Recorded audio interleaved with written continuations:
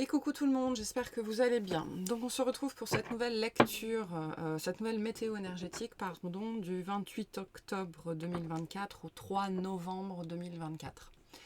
Donc une semaine assez chargée, assez dense, d'accord, notamment avec cette nouvelle lune en Scorpion qui aura lieu ce vendredi 1er. Il y aura la vidéo associée à ça mercredi, donc je ne vais pas développer ce point-là beaucoup dans cette vidéo-là, il y aurait trop à dire. Toute la partie aussi Mars opposition à Pluton, on va beaucoup en parler sur la guidance de mercredi, pardon. Donc là, on va faire le reste. Et c'est une sacrée semaine.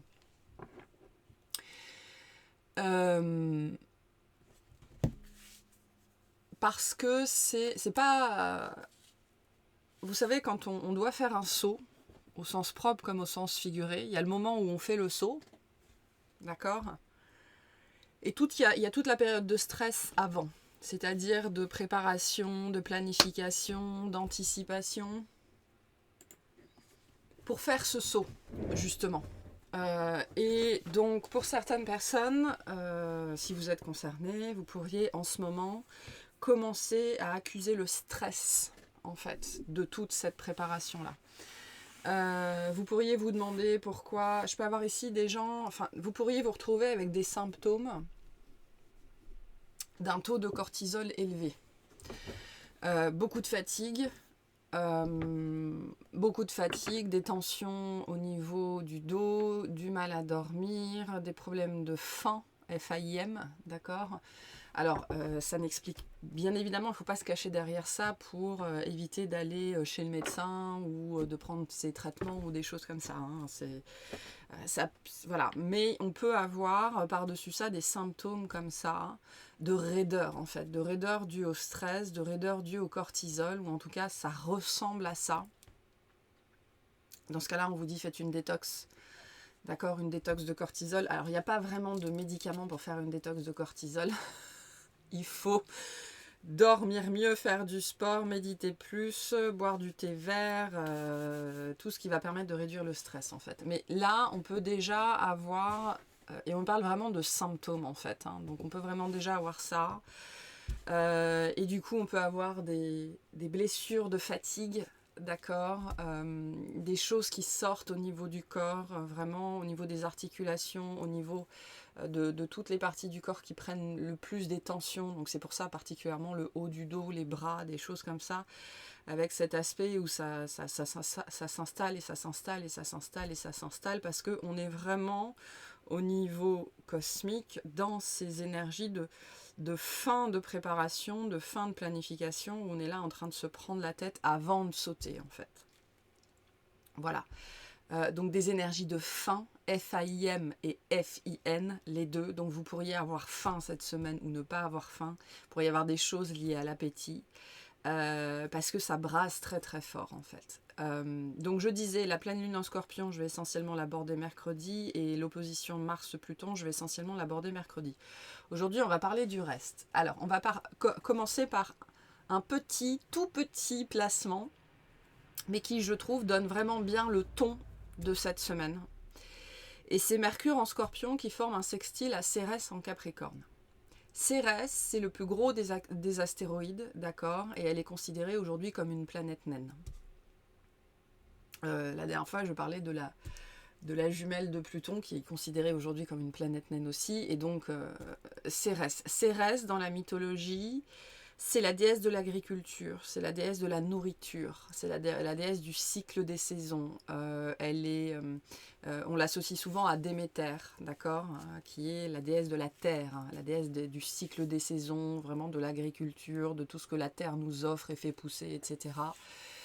C'est une énergie en astrologie très axée sur la nourriture que l'on se donne, le soin que l'on se donne, mais aussi la guérison traumatique, au travers justement de ce cycle des saisons où on meurt et on renaît en permanence en fait, mais au travers vraiment de la douceur. Hein. On est toujours dans ces énergies extrêmement féminines. On a eu Junon, on a eu Vesta, maintenant on a Cérès, elles vont tout y passer, ok. Les Cérès en Capricorne vient vraiment questionner les choses que l'on fait bien pour soi, ou celles que l'on fait qu'on continue à faire parce qu'elles répondent aux structures qui nous ont été inculquées en fait. Il y a une question de limite ici sur le soin à soi, des croyances limitantes, et j'ai beaucoup d'émotions au moment où je dis ça, qui sont questionnées en ce moment très très très profondément avec Mercure en Scorpion en fait. Cet aspect-là entre Mercure et Cérès, il vient vraiment nous apporter, il vient vraiment nous soutenir, il vient vraiment nous apporter un soutien pour nous dire mais c'est vraiment cette énergie, je crois en toi quoi. Je crois en toi pour nous apporter vraiment une nourriture profonde, c'est-à-dire le fait de se sentir nourri profondément. Pour justement nous faire nous questionner sur qu'est-ce qui va nous aider nous sur le long terme pour nous sentir nourris, pour nous sentir bien, de quoi on a besoin, qu'est-ce qui est vraiment bon pour nous. Il y a quelque chose aussi pour certaines personnes au travers de cette énergie-là qui peut être très liée aux os et aux squelettes, d'accord. Peut-être que le mythe de la loba pour certaines personnes pourrait être très présent en ce moment, ou les os, d'accord, les ossements, des problèmes liés au squelette, des choses comme ça, vous pourriez rêver de choses comme ça en tout cas. Le squelette c'est quoi? C'est vraiment, c'est nous, c'est qui on est. Une fois qu'on s'est dénudé de toutes les peaux et de toutes les couches qu'on nous a mis dessus au travers de l'éducation, au travers de la société, au travers de la famille, au travers du Capricorne, hein, de tout ce que symbolise le Capricorne, de la société au sens large, celle qui commence par la famille et qui passe par le notaire, par le médecin, par le travail, par les amis, etc., etc., par le patron, par le gouvernement, blablabla. Bla, bla, bla. Et donc cette Cérès ici, avec ce Mercure en Scorpion, vient vraiment nous rappeler à nos os, à notre essence, à ce qui est vraiment essentiel pour nous, à ce qui fait vraiment sens pour nous, à ce qui vient au travers de Cérès vraiment apaiser notre corps et notre esprit. Au-delà de toute autre chose en fait, c'est-à-dire qu'est-ce qui fonctionne pour nous. Vraiment dans cette dimension de la nourriture au sens large du terme, mais plus spécifiquement du soin à soi et de l'apaisement. Cérès comme Déméter, c'est la mère, d'accord. Elles ont une fille, toutes les deux, qui est le même archétype, c'est Proserpine ou Perséphone, qui représente le passage entre la vie et la mort, d'accord. Perséphone, elle passe la moitié de sa vie sur Terre et la moitié de sa vie, enfin la moitié de l'année dans les enfers. Comment je fais pour être une mère pour moi dans tout ce que j'ai de merveilleux et d'absurde, de génial et de terrible, de beau et de moche.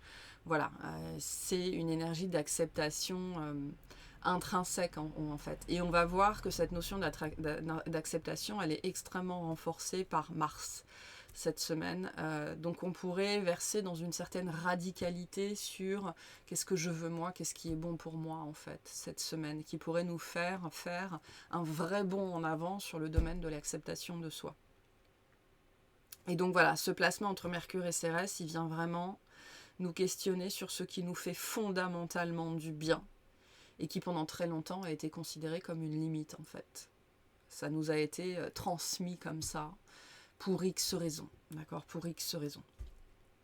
Donc ça, c'est la première chose. Donc ça pourrait nous amener des émotions, des pensées. Comme je le disais, Cérès, elle nous met aussi sur le chemin de la guérison traumatique, de la guérison des traumas, parce qu'elle nous reconnecte vraiment à notre squelette, c'est-à-dire à notre essence, à ce qui est bon pour nous, et on nous a fait croire pendant très longtemps que ça n'était pas le cas, ou que ça n'était pas nous, ou qu'il fallait aller dans une autre voie, ou etc. Et elle vient vraiment... Cérès, c'est vraiment... c'est une vague extrêmement puissante d'amour. Donc c'est de l'amour, mais c'est une vague. Donc c'est ce côté, c'est la puissance de l'eau, quoi. L'eau est extrêmement présente cette semaine. Je vais en parler un petit peu plus après, mais l'eau, elle est extrêmement présente cette semaine. Et l'eau, c'est une énergie qui coule, c'est une énergie très douce, mais c'est aussi une énergie extrêmement destructrice et entêtée, j'ai envie de dire. Il n'y a rien qui arrête l'eau. Si elle doit passer, elle va passer. Et si pour passer, elle doit détruire, elle va détruire. Donc, c'est ça l'énergie de Cérès, en fait. Je vais détruire tout. Avec tout mon amour, je vais détruire. Je vais détruire avec tout mon amour. Donc, ce qui t'empêche de prendre soin de toi, en fait, ce qui t'empêche d'être dans l'acceptation de toi, a commencé avec cette Cérès en Capricorne sur la notion des limites et des croyances. Enfin, des croyances limitantes plus spécifiquement qui vous empêchent d'être en phase avec votre vraie nature. Voilà, qu'est-ce que c'est que votre vraie nature ? Si vous revenez dans une méditation à votre squelette, à vos os, qui est la partie indestructible de votre être, qu'est-ce que vous trouvez ? Ça peut être une méditation à faire. Je vais le noter dans un coin de ma tête. Il y a tellement de choses qu'il faudrait que je fasse. Bref, voilà.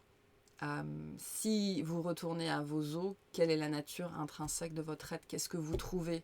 Mais dans cette dimension de qu'est-ce qui vous appelle, qu'est-ce qui vous apaise, qu'est-ce qui vous fait vous sentir bien. Donc déjà, ça a déjà commencé en fait. Ça fait 2-3 jours que c'est là, ça va continuer pendant, on va dire, une dizaine de jours, tous ces questionnements-là en fait. Donc voilà, ensuite, on a Mars. D'accord ? Mars, sur cette semaine, va être, au travers des placements des conversations qu'il va avoir, c'est la planète du moment. D'accord ? Mars est en train, va sortir du Cancer, on est dans la dernière semaine, d'accord ? Il va passer en Lion le 4 ou le 5, je ne sais plus. Pareil, dans l'extension sur la lecture mensuelle des 12 signes, j'ai fait une première partie où je donne toutes les dates qui vont être significatives sur le mois de novembre. Donc si vous voulez ces informations-là, allez voir l'extension des lectures mensuelles. Mais Mars, ici est dans les derniers mètres en fait, les derniers mètres du Cancer, donc, et il est supporté, c'est-à-dire soutenu par tout un tas d'énergies, parce qu'il va avoir tour à tour des conversations avec les planètes collectives, avec les planètes extra. Ça va commencer par Uranus, ça a déjà commencé Uranus, puis après il va y avoir Neptune, et puis après il va y avoir Pluton. Donc, ce Mars en Cancer, on est toujours sur la dimension du soin à soi, d'accord ? On est toujours dans la dimension comment je peux prendre soin de moi différemment, ok ? Et là, cette première conversation entre Mars et Uranus, elle apporte elle apporte une radicalité. En fait, Uranus apporte toujours une radicalité. En plus, Uranus est en Taureau. Donc vraiment, mon corps, ma vie, mes finances, mon argent, mon estime de soi, mon image de soi, ma confiance en moi, ce qui est à moi, en fait. Vraiment. Et Uranus pousse ici vraiment à entrer pleinement dans une voie radicale de rapport à soi et d'acceptation de soi. Et au travers de Mars, cette radicalité, elle vient pour venir poser l'action juste. Pour justement commencer à entrer une bonne fois pour toutes, en fait. Il y a ce côté ici, une bonne fois pour toutes, dans une acceptation radicale de soi au travers d'une attitude nouvelle qui va consister à arrêter de s'épuiser. Donc avec Mars, c'est notre énergie vitale, c'est notre réservoir d'énergie. Donc c'est-à-dire arrêter de venir gaspiller notre énergie, dilapider notre énergie à répondre aux exigences des autres en ce qui nous concerne. C'est-à-dire, et ça c'est quelque chose qu'on trouve énormément dans le modèle filial, hein, d'accord, parent-enfant, où le parent va souvent attendre de son enfant, qu'il soit capable de faire ce que lui-même n'est pas capable de faire, d'atteindre ou d'achever.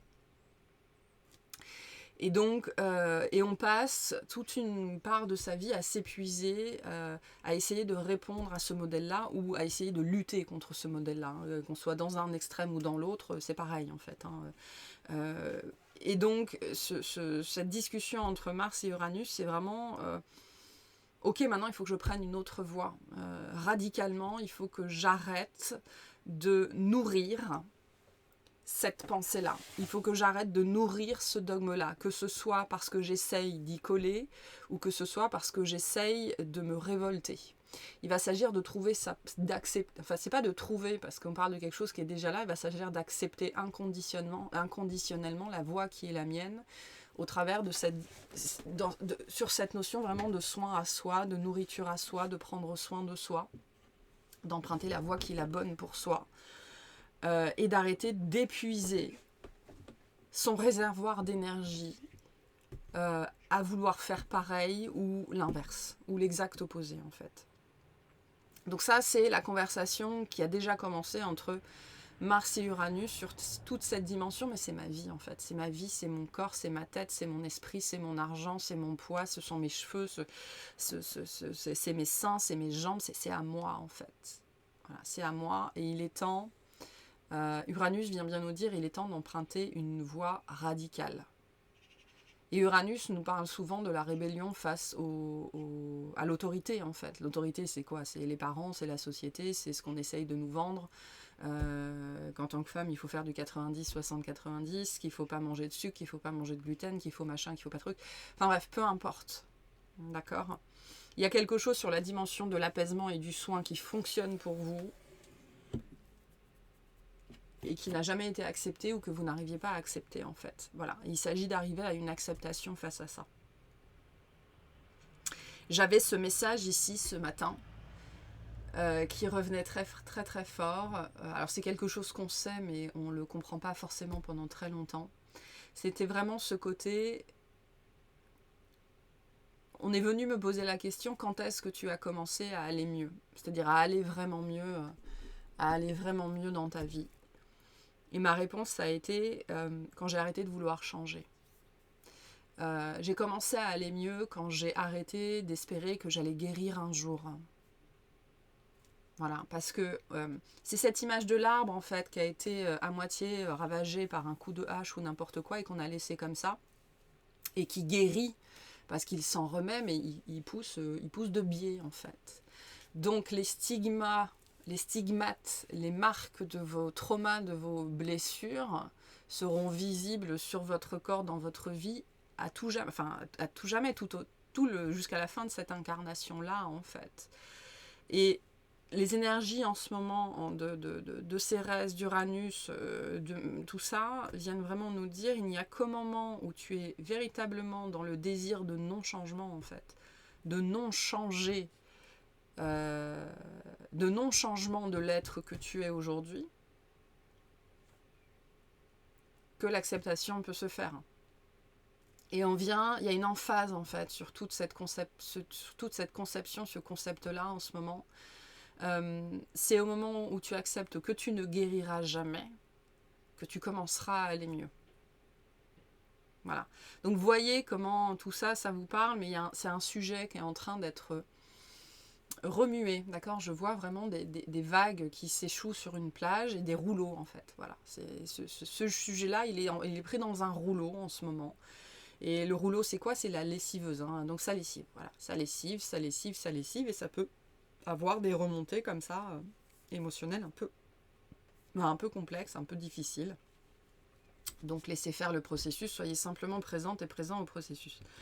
Ensuite, on va avoir une autre conversation entre Mars et une planète collective qui va être Neptune. On va avoir là, en début de semaine, ça commence là, un très très beau trigone d'eau entre Mars en Cancer, Mercure en Scorpion et Neptune en Poisson. D'accord? Donc on a un très beau trigone d'eau. Les signes d'eau, vous allez adorer. Enfin, adorer. Voilà, on est dans votre élément, mais voilà, on est dans cette sphère de l'émotionnel, certes, mais comme Neptune est en Poisson, il y a un gros axe sur l'intuition et sur l'imagination. Ça pourrait nous amener aussi à avoir besoin d'eau cette semaine, j'en parlais tout à l'heure, particulièrement d'eau chaude. Sauna, hammam, piscine chauffée, thalasso, balnéo, voilà. L'eau, déjà pour calmer le stress, nettoyer le stress, cet effet cortisol dont je parlais tout à l'heure, vraiment, si vous avez envie d'aller à la piscine, surtout allez à la piscine. Si vous n'avez pas envie d'aller à la piscine, surtout allez à la piscine. Voilà, l'eau va être très importante ici en termes de nettoyage et d'apaisement. Ce trigone-là et cette conversation entre Mars et Neptune vient vraiment avec un besoin de questionner, c'est-à-dire où est-ce que vous mène votre intuition?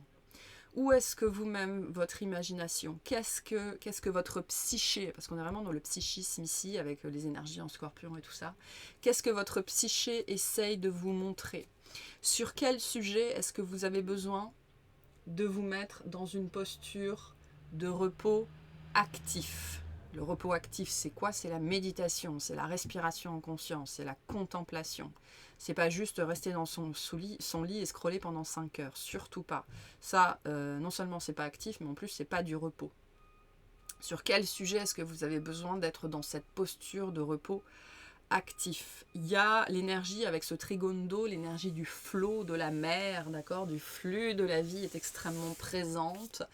Dans quelle direction est-ce que le flux de la vie essaye de vous amener? Via votre intuition, via votre imagination, via vos rêves. Voilà, vers où est-ce qu'on essaye de vous amener? Il y a aussi de grandes chances, de très grandes chances même, que les directions qui vont vous être montrées, si vous savez vous mettre à l'écoute, soient différentes que celles que vous attendez ou que celles que vous projetez en fait. Donc soyez open, ça va être important à tout ce qui vous est montré. Soyez simplement dans l'acceptation, n'essayez pas forcément de comprendre sur l'instant, parce que vous n'allez pas forcément comprendre sur l'instant, mais soyez dans l'accueil, voilà, dans l'accueil de tout ce qui vous est montré, de tout ce qui vous est envoyé pendant toute cette semaine. Parce que comme on est dans cette période où les voiles sont très fins, comme les énergies neptuniennes et scorpioniques sont extrêmement présentes, si on est vraiment dans la réceptivité, on pourrait vraiment avoir accès à d'autres réalités pourraient émerger en fait cette semaine, d'autres conceptions de vous-même. Hop, ils sont en train de commencer à installer les décos de Noël, donc il y a la grue qui va passer au-dessus du camion. Bref, d'autres conceptions de vous-même, de votre avenir, de votre histoire qui pourraient émerger cette semaine. Mais pour y avoir accès, il convient de se détacher de la réalité en fait. De se détacher de la réalité en s'autorisant à aller à l'intérieur, en s'autorisant à recevoir, en s'autorisant à se connecter, afin de pouvoir les recevoir, les voir et les entendre. Au-delà de ça, on a Pluton qui est en train de terminer son passage en Capricorne, d'accord. Donc pour certains signes, la pression peut être d'autant plus forte, mais globalement, on commence à relâcher. En plus, Saturne va bientôt redevenir direct, donc on commence à relâcher un petit peu la pression et à avoir ces énergies de fin qui commencent à s'installer en fait, et qui commencent du coup à donner une nouvelle impulsion, une nouvelle direction. On n'est pas dans l'action ici, hein, on est toujours dans la préparation, donc voilà, je reviens à mon côté stress qui pourrait s'installer. Donc ça va être une semaine où on vous invite à être à l'écoute vraiment des symboles. Vous pourriez recevoir énormément de symboles cette semaine, des synchronicités, soyez à l'écoute de vos rêves, d'accord, pour justement percevoir toutes ces nouvelles voies qui sont possibles. Et on n'est pas dans une période de pensée rationnelle et linéaire, hein, absolument pas. Donc ne pariez pas sur la logique, ne pariez pas sur ce qui est évident, ce qui est raisonnable. On n'est pas du tout dans une période comme ça. Mais genre, pas du tout. Donc voilà pour d'un point de vue astro. On va voir ce que nous dit le tarot déjà, puis on va clarifier tout ça dans l'extension. Allez, 3 cartes du tarot, s'il vous plaît.